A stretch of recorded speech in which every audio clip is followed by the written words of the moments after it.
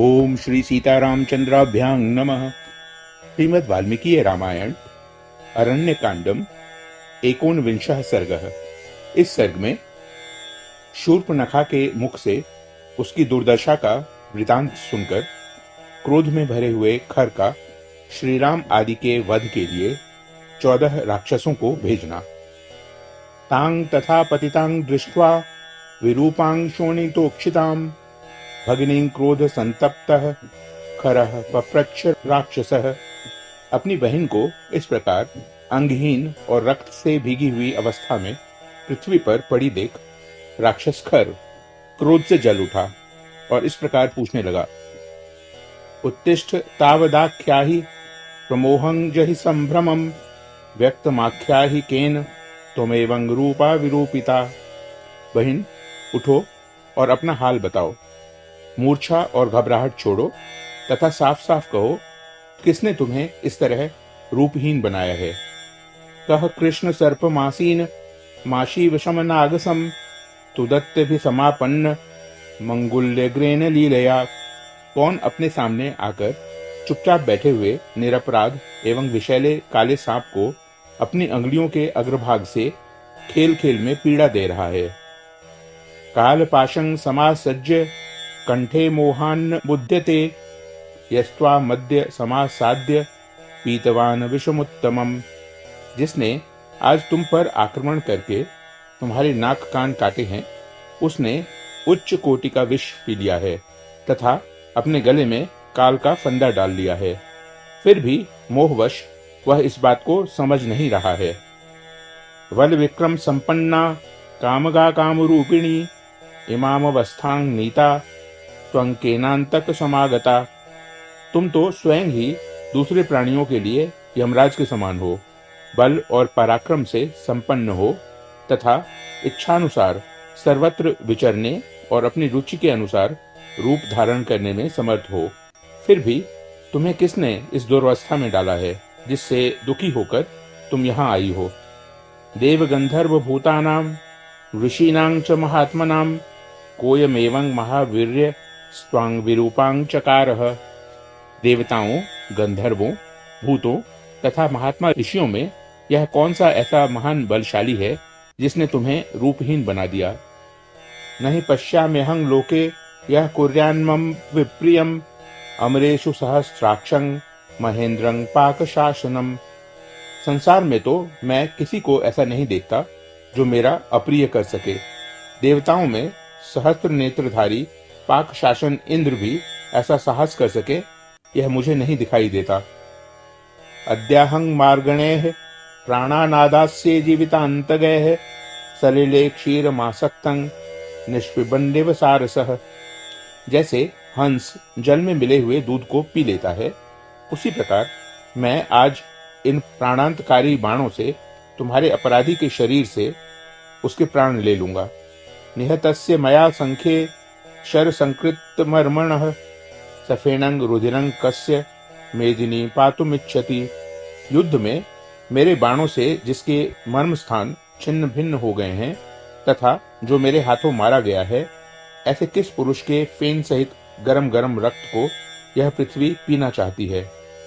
कस्य पत्र रथा कायान मांस मुत्कृत्य संगताः प्रहिष्टा भक्षिष्यन्ति निहतस्य मया रणे।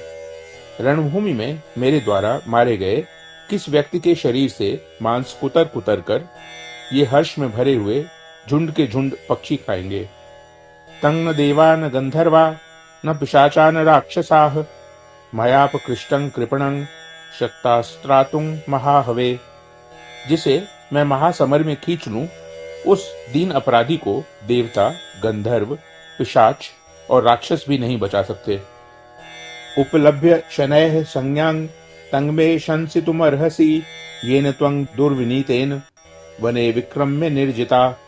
धीरे धीरे होश में आकर तुम मुझे उसका नाम बताओ जिस उद्दंड ने वन में तुम पर बलपूर्वक आक्रमण करके तुम्हें परास्त किया है। इति भ्रातुर्वचः श्रुत्वा क्रुद्धस्य च विशेषतः ततः शूर्पणखा वाक्यं सबाष्पमिदं ब्रवीत। भाई का, विशेषतः क्रोध में भरे हुए भाई खर का यह वचन सुनकर शूर्पणखा नेत्रों से आंसू बहाती हुई इस प्रकार बोली। तरुणो रूप संपन्नो सुकुमारो महाबलो पुंडरीक विशालाक्षो चीर कृष्णा जिनांबरो। भैया, वन में 2 तरुण पुरुष आए हैं जो देखने में बड़े ही सुकुमार, रूपवान और महान बलवान हैं। उन दोनों के बड़े बड़े नेत्र ऐसे जान पड़ते हैं मानो खिले हुए कमल हों। वे दोनों ही वल्कल वस्त्र और मृगचर्म पहने हुए हैं। फल मूलाशनो दांतौ तापसो ब्रह्मचारिणो पुत्रो दशरथस्यास्तांग भ्रातरो राम लक्ष्मणो। फल और मूल ही उनका भोजन है। वे जितेंद्रिय, तपस्वी और ब्रह्मचारी हैं। दोनों ही राजा दशरथ के पुत्र और आपस में भाई भाई हैं। उनके नाम राम और लक्ष्मण हैं।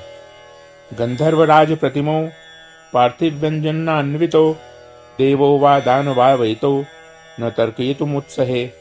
वे 2 गंधर्व राजों के समान जान पड़ते हैं और राजोचित लक्षणों से संपन्न हैं।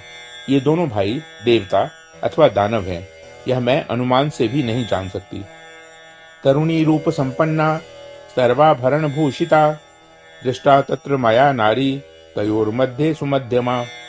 उन दोनों के बीच में एक तरुण अवस्था वाली रूपवती स्त्री भी वहां देखी है, जिसके शरीर का मध्य भाग बड़ा ही सुंदर है। वह सब प्रकार के आभूषणों से विभूषित है। ताभ्यामुभाभ्यां संभूय प्रमदामधिकृत्यताम इमाम बस्थांग नीताहंग यथा नाथा सती तथा। उस स्त्री के ही कारण उन दोनों ने मिलकर मेरी एक अनाथ और कुलटा स्त्री की भांति ऐसी दुर्गति की है। तस्याश्चान वृत्ता यास्तयोश्च अतयोरहम सफेनं पातुमिच्छामि रुधिरं रणमूर्धनि। मैं युद्ध में उस कुटिल आचार वाली स्त्री और उन दोनों राजकुमारों के भी मारे जाने पर उनका फेन सहित रक्त पीना चाहती हूँ।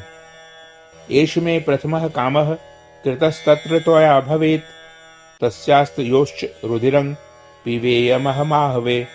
रणभूमि में उस स्त्री का और उन पुरुषों का भी रक्त मैं पी सकूं, यह मेरी पहली और प्रमुख इच्छा है, जो तुम्हारे द्वारा पूर्ण की जानी चाहिए।